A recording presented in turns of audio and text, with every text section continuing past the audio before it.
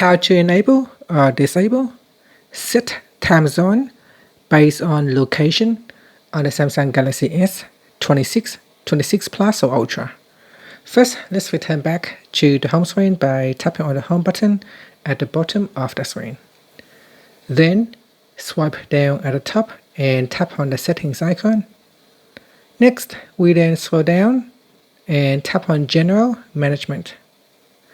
Now in here, we then tap on Date and Time. After that, tap on Set Time Zone based on location. Tap on the toggle button to enable or disable this feature. Here's a use your phone's location to determine the time zone. This may help if your mobile network sometimes provides the wrong time zone. After that, tap on the back key or tap on the home button to return back to the home screen. Thank you for watching this video.